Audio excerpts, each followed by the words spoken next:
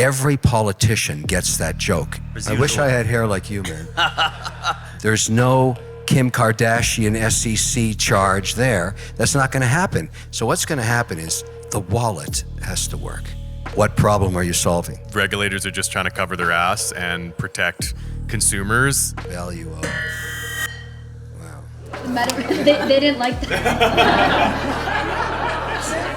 Yeah, that was the metaverse. The Empire Strikes Back. Next question. Everybody's heard of Mr. Wonderful, but have you ever heard of Mr. WonderFi? I sat down with Kevin O'Leary and he rebranded himself from Mr. Wonderful to Mr. WonderFi in this epic fireside chat that I had with him and Ben Samaroo, who is the CEO and founder of WonderFi, which is a platform that Kevin O'Leary is heavily invested in. We talked about how to bring 1 billion people into crypto, but also how not to lose the first million that we already have here. Let's go.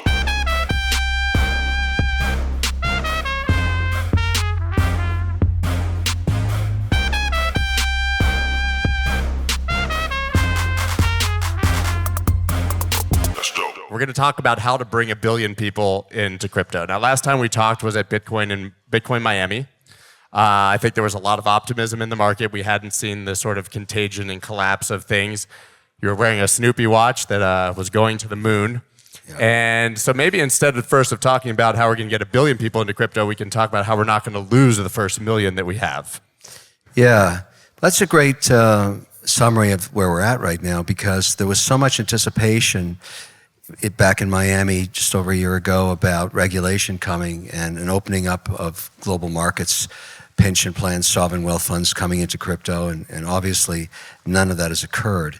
And that is actually why we're in a rut that we are right now. It also remains a huge opportunity. There is 2 points of light that I think people should think about that look interesting right now. There were a lot of bills coming forward, bipartisan bills in the House and the Senate about trying to regulate crypto. Now it's consolidated down to 2 initiatives. They're both bipartisan. One is very important. Since we last talked, there was a collapse in stablecoins. About 100 billion evaporated. The most, because it was decentralized, it wasn't much, it wasn't all in the United States. So the regulator, while being unhappy, it's not a domestic problem. It was based on bankrupt ideas, the idea that an algorithm could somehow stabilize a coin against the US dollar. That's proven to be false. We've had lots of pundits, Jamie Dimon recently calling it decentralized Ponzi schemes. He was speaking specifically to stablecoins, I believe, in that statement. However, at the same time, this bill called the Stablecoin Transparency Act is making its way, it's getting close to markup. And the reason it's interesting is it only does one thing. It only deals with stable coins that are regulated and backed by the US dollar, nothing else. It's not trying to solve for NFTs, doesn't care about Bitcoin. It's basically going through legislation on a bipartisan basis as a payment system. And the reason you should be optimistic for this is why both sides of the aisle support this is it basically overnight, should it get regulated, creates the very first global payment system backed by the US dollar, making the US dollar the default payment system globally. And it will be adopted by every country except North Korea, Russia, and China. And overnight, it will make America even a stronger nation in terms of settling for financial services. So it'll be the very first crypto policy that passes probably sometime after November 8th. But everybody in here should be optimistic about that, because that signals the onslaught of more regulation that will deal with other digital commodities like Bitcoin and everything else. Yeah, I think in the eyes of regulators, we somewhat shot ourselves in the foot over the past few months with all of the contagion that we mentioned before. Ben, for those who don't know, is the CEO and co-founder of WonderFi and founder of WonderFi. And we were speaking before, and you said you often now have to somewhat answer for the sins of these other platforms that have collapsed. How are you different than Celsius? How are you different than Voyager? Or what kind of lending are you doing? So how do you answer those questions when people assume that you're effectively the same? It's simple for us. We just say we don't lend client assets, and that's the answer to the question. But there's a real need to build up trust again within the crypto industry after what happened with that liquidity crisis this year.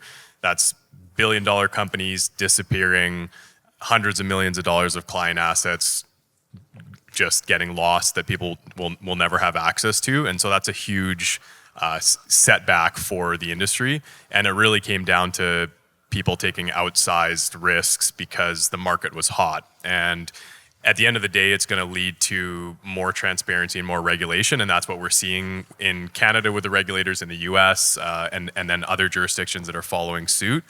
So it is a step forward, but not without a lot of harm to users and consumers. So a part of how we don't lose that million customers or million users, like you said, is really taking the time to to work through these issues and make sure that there's more transparency with the platforms that we're providing access through. And I love what you said about stablecoins, because I think everyone at this point agrees that even just very basic regulation would give some clarity and allow that institutional wall of money that we discussed somewhat to enter the space. I've often made the argument that stablecoins are actually the killer app of cryptocurrency and blockchain at this moment. And as much as Bitcoiners want it to be an inflation hedge and people in hyperinflating countries to buy Bitcoin, what they're actually buying is stablecoins because they don't have access to the dollar. Yeah, you're right. I think one of the great promises of Web3 and why we're all here today is that Web3 should signal the mass adoption of blockchain technology. And all of the dollars that are going into Web3 development are trying to do that, solving for the security of wallets, the ease of use of wallets, transparency of the chain, making it adaptable and easy to use. And the killer app, I would agree with you, would be a downloadable app that would let me store my USDC or whichever stablecoin I choose to use as a payment system and allow me to use that anywhere in the world, in the countries that have adopted it, with a fraction of the friction fees. Imagine a credit card is 350 basis points. ACH transfer fees, SWIFT system transfer fees, all those fees. Now, you wonder why Jamie Dimon is trying to talk this down. I mean, this is threatening his book in a big way. And so just payment systems alone are going to really cause some headaches in banks because they love to transfer assets between themselves and charge you friction. Their gas fees are crazy high. And so this is the disruption and the potential. And I'd argue, to this Voyager story and all of these guys that have gone bankrupt, let me all offer an alternative view. It's a good thing that happened. And it scrapes the patina off the market. It eliminates the idiot management. They'll never get financed again. The ideas that were bankrupt in the first place will never come back. The market remembers losses of 60 billion. And so when you take out the weak managers, the people that didn't understand leverage, the idiot managers, the ones that really were rogue in the sense that they were just doing it for nefarious reasons, you're cleaning the palette. And what's left with is opportunity of stable opportunities like Circle and others that are doing it the right way, and FTX and all these other companies that are raising capital the compliant way. So I'm optimistic that over the next 24 months, should we get some regulation, the spigot of institutional money will come pouring into this space. Jamie Dimon has been toxic with regard to crypto since the very beginning, but you can hear what they say or watch what they do. There's a JP Morgan coin. That's how they settle effectively, is using a private blockchain. And they're offering crypto services to all of their wealthy clients. Yeah. So that even shows that as dismissive as he is, he knows that he either needs to get on board or get out of the way. Well, let's be fair. I mean, he's a really successful manager in that space. I own JP Morgan stock, which hit a 52-week low yesterday, just so you know. And it's trading at an 8 multiple, which is one of the lowest it's ever traded at. And part of that reason is many investors see this disruption coming in the next 2 years. So these banks are going to have to figure out how to adapt to this and compete with it. And the best way I'd say is, I believe that the sector will be the 12th sector of the S&P in 10 years. So what's going to happen is financial services is a really big sector of the S&P. Some portion of that value is going to get transferred over to blockchain, the 12th sector, which doesn't exist yet. So you have to decide as an investor, there's 2 risks in investing in crypto. One risk is you invest in crypto. It's volatile and it goes to zero. Could happen. The other risk is you don't invest in crypto and all that asset value transfers over the next 2 to 3, 4, 5 years into blockchain, which is now providing some portion of financial services. You got risks both ways. I've chosen to invest in crypto and blockchain and many, many projects, including I'm a large shareholder of what Ben is doing here because I can invest in that company and it's regulated. I got no rogue anything. There's no Kim Kardashian SEC charge there. That's not going to happen. This is a regulated business in a market that's very advanced. The Canadian OSC, which is equivalent to the SEC, gave this guy an order that he is now allowed to have 1 million Canadians trading on a broker-dealer crypto platform, and starting the beginning of the next year, fractional shares of equities. So in one account, you can have everything you want. You can have equities, fractional shares, real-time quotes, crypto, 40 different tokens and coins, right? Yeah. All regulated by the regulator. Right, and regulated staking coming out soon, which will be the first in North America. That's the first ever, yeah. On the banking point, I think it's super interesting because you talked about what JP Morgan's doing. We're seeing banks, financial institutions in Canada and the US really seriously looking at different offerings in crypto, not just for institutional clients, but what can we offer our investment clients and our retail clients that just use banking services. So that's definitely being explored by all the big banks, I can say for sure in Canada, and we've talked to some in the US. So I think there's definitely that bridge that's going to happen, just a matter of time until it really does. As you said, the bear market inevitably flushes out the excess, the bad actors, the speculators, the dead projects, the zombie companies. And that leaves us with the ability to actually invest in the big winners. And a lot of people have said to me, bear market is the best time to build. It's almost become a meme with every founder and project head that I talk to, is that we actually love this bear market. It gives us time to breathe. Nobody's worried about price. We can actually build things for the next inevitable bull run. So let's go back to the topic at hand, bring in 1 billion people. What are you building now, and how are you preparing for that next inevitable run?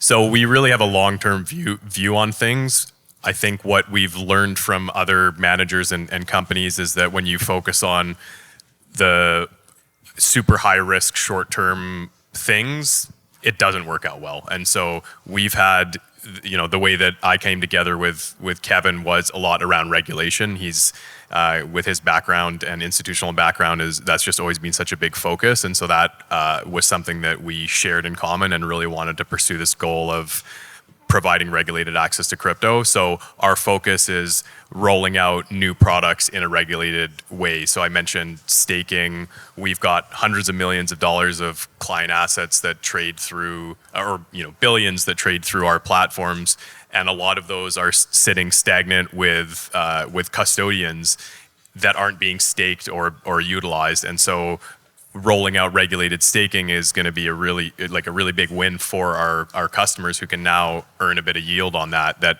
might not be able to be getting that through traditional means. Are there specific barriers from a technological perspective to actually scaling to that many people? I mean, right now, obviously, we talk about fast and cheap blockchains, but they go offline because of an NFT mint, right? So really hard to talk about the next billion people in crypto if the platforms can't even stay online or handle a small amount of transactions. So what are the challenges there? It's funny, I would say, not to criticize the regulators, because to Kevin's point, I think particularly in Canada, they've done a good job. And I think we've seen a lot of progression in the US, especially with some recent legislation now that's clarifying jurisdiction of SEC versus CFTC.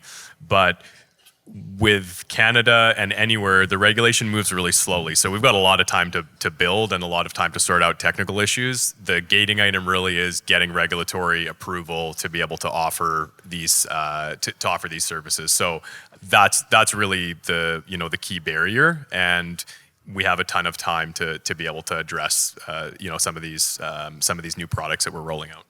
How important is it that the entities are regulated, like WonderFi, of course, especially for you who have probably major constrictions on the way that you can invest and where you can put your money? Yeah, I mean, I don't have an option. I mean, I'm involved in so many different financial services companies, and also that issue securities under the mandate of the SEC. So, we know the regulator, we know the system, and we don't breach it for any one project. We can't do that. It affects all the rest of the businesses. So, going to your question about technology, I think if you think about mass adoption, there's 3 things that have to happen in, let's say, the next 24 months. The wallet has to work. And basically, the wallets, whether you're decentralized or centralized, for lack of a better word, are shit. Like they're just shit. And they're not safe, they're hard to use, the average person doesn't know what they're doing. The passphrase technology, everybody gets screwed the first time.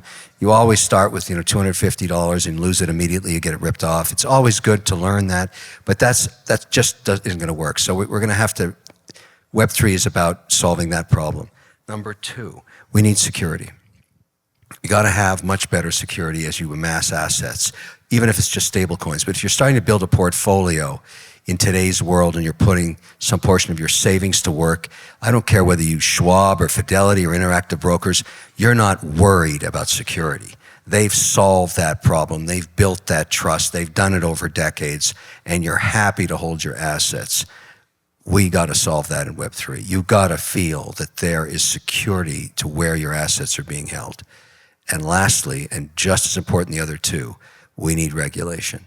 All these people that were founders of this fantastic nascent industry that think it can't be regulated, never should be regulated, I thank them for where they got us to today, but now I want them to get off the bus and let the rest of us take this forward, because there's no way we're going to get that $1 trillion of assets in here without regulation. And that's the part that makes it mass adoption. When your grandmother wants to own some USDC, then you know you've made it. It's absolutely true. Literally the description for this conversation, I think, was how do we get to the point where grandma's buying you Bitcoin instead, buying you crypto instead of buying stocks. And we always use grandma sort of as the example. You talk about the importance of regulation. I think now it's in the rear view for anyone who whether you believe it should or should not happen, it's happening, right? You can either live in reality, as you said, or get off the bus. But is there still a threat that we could get heavy-handed, uneducated regulation that's not sensible for the space, and that could actually become an inhibitor or an obstacle rather than something that helps facilitate mass adoption? I'm going to answer that a different way, and I'll tell you how. And I believe that this is a true situation. You teach, and I've talked about this quite a bit, if you go and teach at MIT, as I do, graduating cohorts of engineers, I use this example all the time. And so if you look at the cohorts that go into those colleges, let's take MIT for an example, you pretty well need a perfect math score. They don't care what planet or country you come from. You have to be the best of the best of the best of the best of the best. Then you can be part of that cohort. And you bring your ideas and you are educated by a world-class institution. But it's when they graduate that you start to see what's going on, because the reason I go there selfishly is a third of the class will always start new deals. You want to find out about these projects long before the VCs do. That's why I go there. I spend the time. And I've met many great founders, et cetera. But here's what's changed in the last 3 years. You talk to them about where they're going to work. Right? These guys have 50 job offers. I don't care what discipline of engineering you're talking about, electrical, computer science, mechanical, it doesn't matter. When you're graduating out of any college these days as an engineer, you got 50 job offers. Recession, no recession, doesn't matter. And you have them from all around the world. Where do they want to work? A third of the class will never work in the 11 sectors of the S&P, ever. They want to work on the blockchain. Why? Because they see it the same way the internet was decades ago. It's a nascent opportunity and they can really make a difference. Now here's the answer to the question. It's impossible that you can pour that much intellectual capital into this industry and not expect extraordinary outcomes in a few years.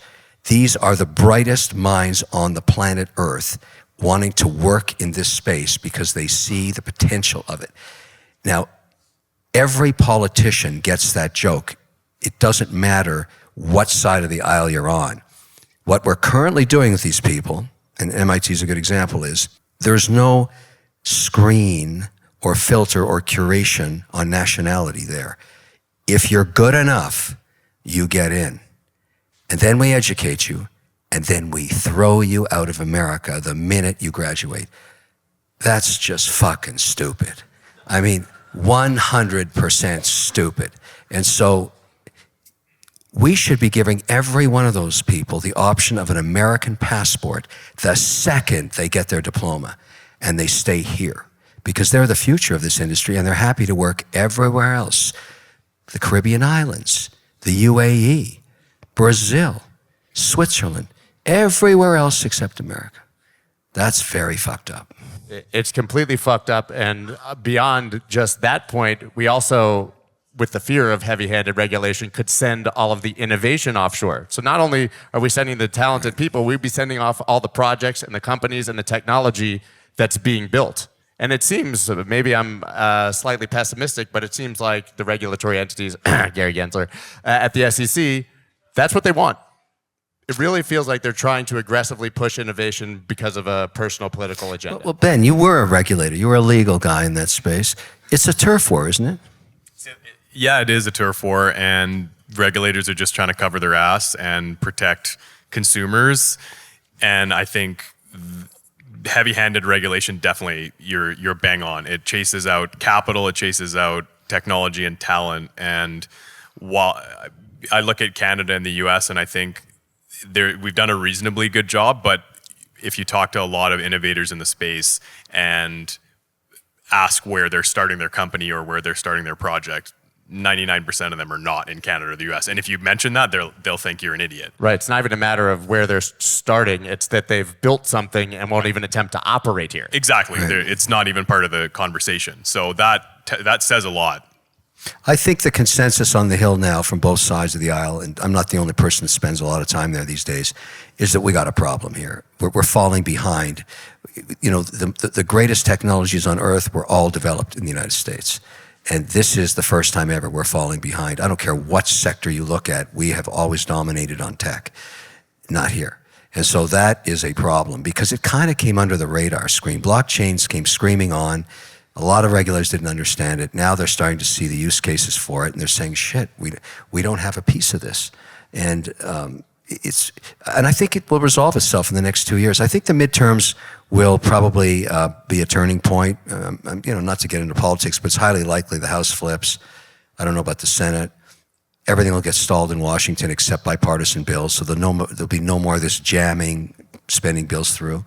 They'll start to focus on things they both agree on. And one of them they agree on right now is stablecoins and digital commodities, as in Bitcoin. So that will be a good thing for this sector. I agree. And going back to talking about 1 billion people, you've talked about payments. Obviously, stablecoin regulation as being one huge barrier that could be lifted. Obviously, what you're building is DeFi and financial services. What about NFTs, metaverse, all of the other breadth of use cases that we know exist for crypto, where we've actually seen quite a lot of adoption in the past few years? Yeah, I think they're huge areas for growth. I think they draw in a lot of people from different backgrounds and geographies. And I think to Kevin's point earlier, and you touched on this too, Scott, crypto and Web3 and digital assets, there's a part of that that's people just wanting to invest and make money. But the real use case in a lot of areas is just access to stable currencies in places where you don't have them. And I think that things like some of the assets you talked about are so crucial to proliferate in some of these places because they give people a way to interact with digital assets that that they haven't had so far. So I think that we need to sort of as an industry focus on that message a lot more than we are right now, and a lot more than the investment opportunity, because I think that applies to a lot of us that are sort of privileged and looking at making money, but for others it's about access. I think that's a very US and Canada centric view that we have because we live in an ivory tower where we have access to quality financial services. Most people, what you're building and what's being built, or the promise of it, is for the people who are unbanked, underbanked, don't have access, but they do have a cell phone, right? And so do you believe that what you're building is a parallel rail to the existing systems, or do you go the full maximalist potential of it and think that we can replace the legacy systems that exist with DeFi around the world?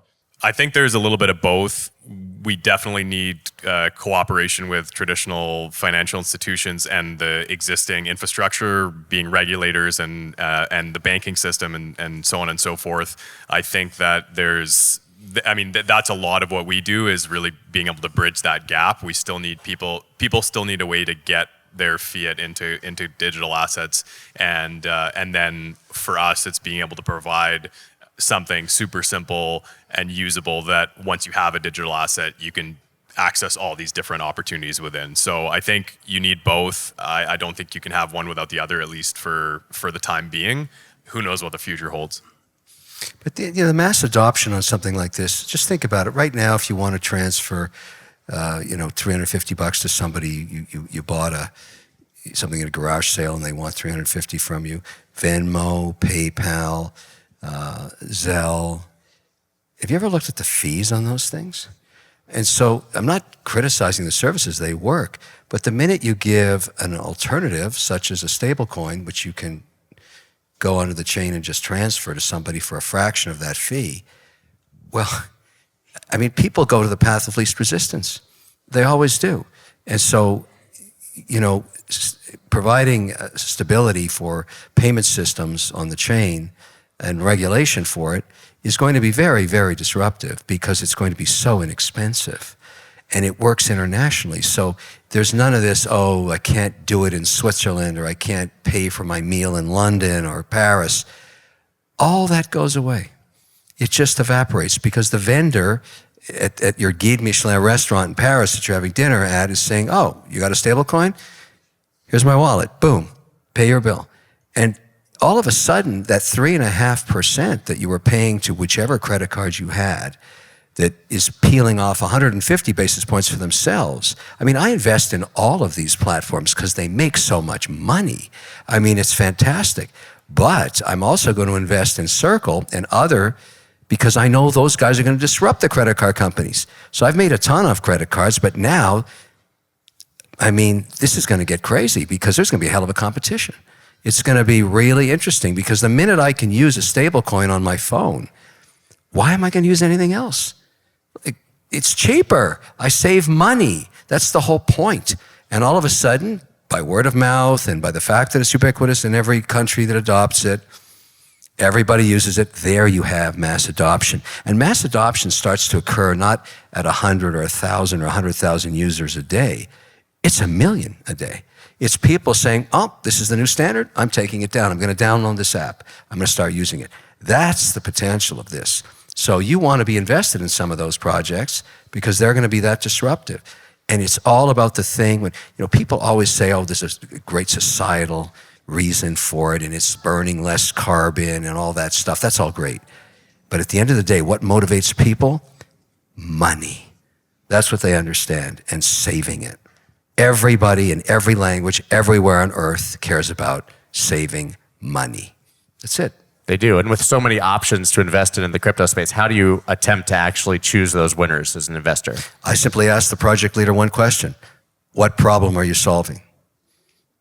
If you don't have that answer, take it behind the barn and shoot it because it's a really bad idea. It has no reason to exist. So, you have to solve a problem. That's a problem with a lot of these projects, a lot of these chains. There's no applications on them. There's no problems being solved. I mean, yeah, they're developing a new chain, but they'll die because there's no way to make any money. You got to have applications. So, obviously Ethereum is the top dog because it was there first, but it's too slow for financial services. So that's never going to happen. If you're going to do, the same number of transactions that any credit card company does, you're going to need a new chain. And it's not going to be Ethereum with Polygon on top of it. It's not solving for the gas fees. You got to solve for the speed and the security. And that means a Miston maybe if Solana stops blowing up or something where it can really prove to do hundreds of thousands of transactions a minute, if not millions. And nothing can do that yet. 100% agree that much of crypto is not looking to solve a problem, but we've come up with a solution first and then go in search of the problem after that. Now, actually, I was told, sorry to put you on the spot, but I was told that we're going to take some questions for a few minutes from the audience. So I'm going to just go ahead and move on. We should have someone with a mic, but if we don't, I can hand mine off. We're not going to get to all of you. I'm sorry. I do have to tell you that. But somebody with a mic, choose right up here. Yeah, right there. There you go. Hey, Mr. Wonderful, you're the man, looking sharp as usual. I wish I had hair like you, man. I appreciate it. So when we're talking about onboarding the next billion, I do a lot of work. I know you do a lot of work with youth and ed tech, and we do a lot of work trying to onboard new minority groups, people of color, young women, et cetera. My company works on that kind of focus. What role do you see in this very fragile, volatile market, the up and coming youth and those future leaders playing, and how can we best develop them to fit into this model? Because if we're going to ship stuff overseas, we got to do stuff here to make it better here. You know, one gravity that everybody has to deal with in crypto is the same gravity every startup in consumer goods and services has. The number one reason 8 out of 10 businesses fail in America, they're started up within 36 months, is they're never able to get their customer acquisition costs below the lifetime value of the customer. A fancy way of saying they go bankrupt advertising. It's no different in crypto and on the blockchain. A lot of the project leaders have to understand you also have to acquire customers. You have to be able to tell your story and get people to know you even exist, to even try or use you. And that's going to be a big challenge for a lot of these apps that are being developed and all these great social missions and trying to bank the debanked and all that stuff. There's going to be a lot of work to try and figure out customer acquisition. And that will, at the end of the day, be the same gravity that every business faces. Same will happen in crypto. Next question. Hand off the mic back there. Over here. So I do feel as if I'm not MIT's project. So we're focusing on a business district in the metaverse. That's where you're listed. I would love to hear your thoughts on as we onboard businesses for global adoption and in regards to bringing other projects and various solutions within a platform. What are your thoughts in regards to how it could scale globally and change and mass adoption?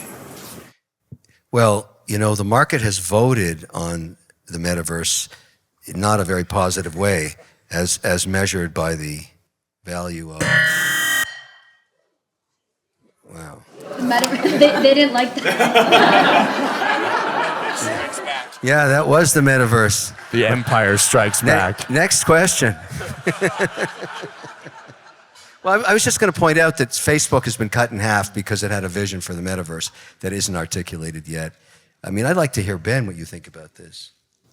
What was the question again? The metaverse, what do you think? Oh, the metaverse. Yeah, I think there's potential there for sure. I think that there was a lot of hype during the bull run, and so there's a lot of, you know, there's a lot of crap that was sort of started and proliferated then.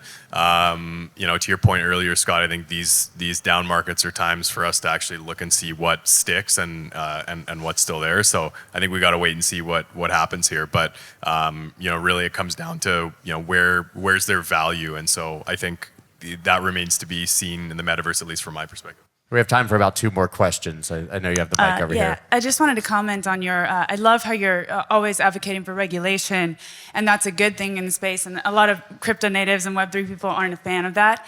But obviously, I think to get those billions of people into this industry, we have to welcome that. So that's the first part of getting this mass adoption is regulation, and I don't think they're going to do it in a way that's going to stifle that innovation, because just like you said, the US doesn't want to lose leadership. But the second way I see people getting involved is through education, because you know, the conversations that we have in Web3, we all love it, but how do you get the masses involved? And the Kim Kardashian thing, I think that was great. I mean, that's sending the message that the Web2 waves of pumping my bags, non-transparent, you know, the economy goes to the few at the top, that's gone now. So my mission is to help spread the word and with quality, entertaining information people can trust, like a Joe Rogan style podcast with industry leaders that I meet along the way to have this conversation in a more meaningful way with people in the mainstream mass media. So I think trust and transparency is everything in this, and I wanted to know your thoughts on investing in education and educational efforts and this new creator economy. Yeah. I mean, Scott, you've been pretty vocal about this. Education.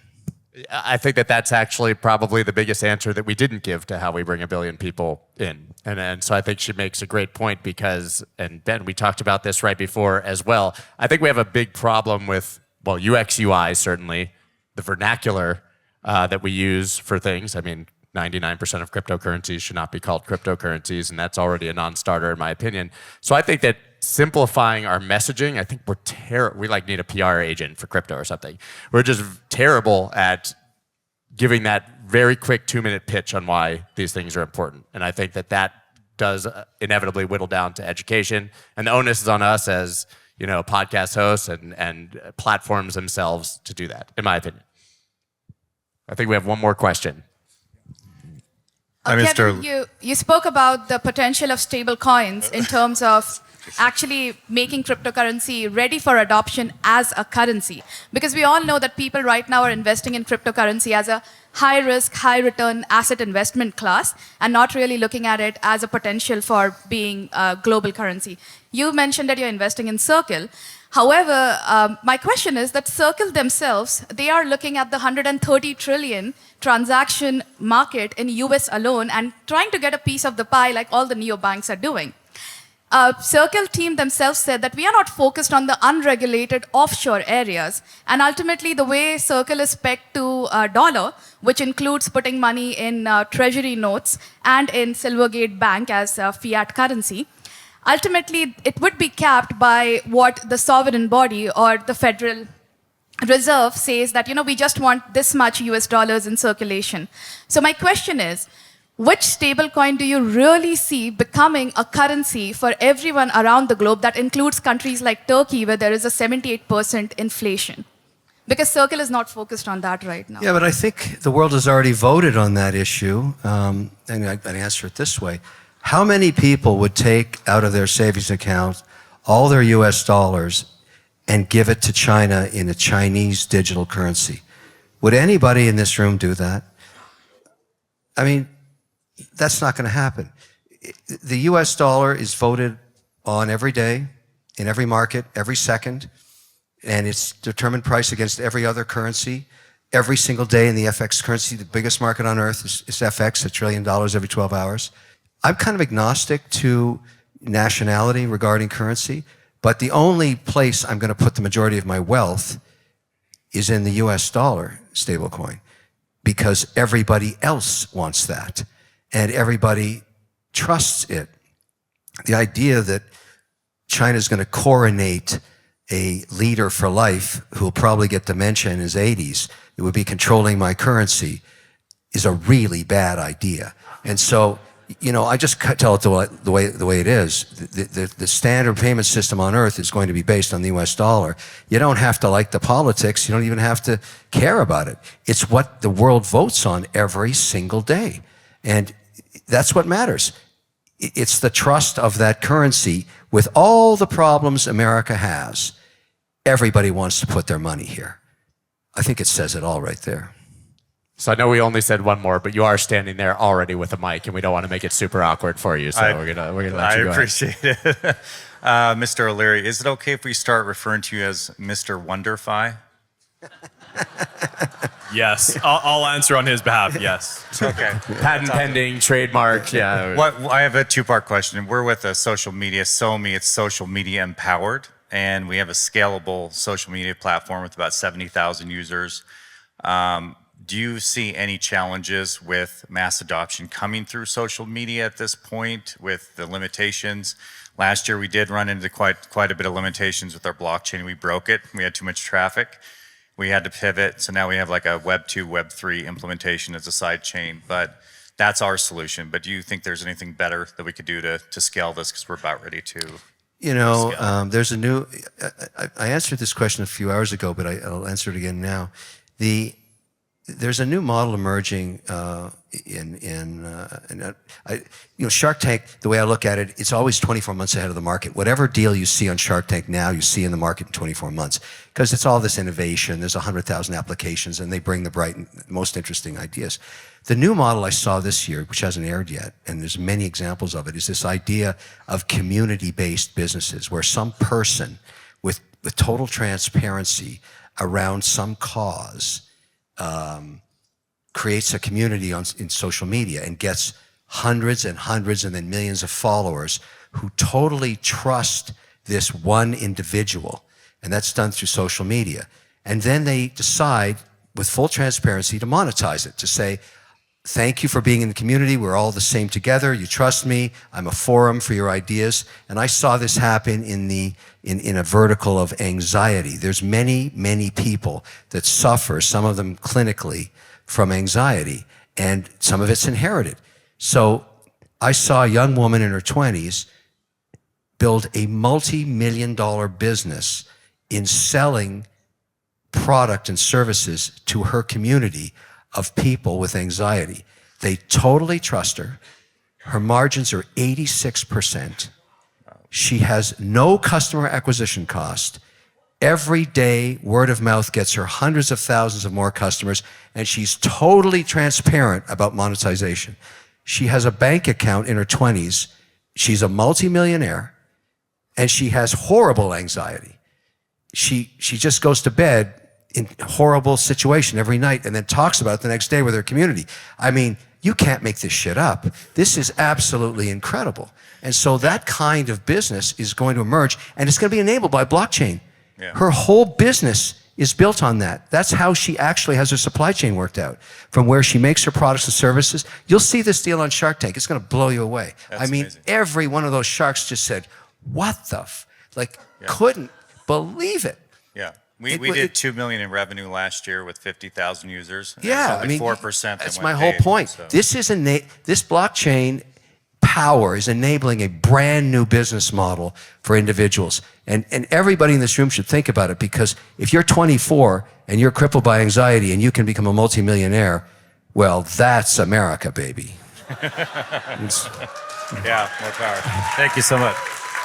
I don't think there's any better note to conclude this on than that. Thank you, Mr. WonderFi and other Mr. WonderFi. The Mr.'s WonderFi, ladies and gentlemen. And if you guys want to revisit this, this actually has been recorded and it will be put out on the Wolf of Wall Street's podcast, Apple, Spotify, YouTube, everywhere that you listen to your podcast. Thank you guys once again. Thanks, Scott.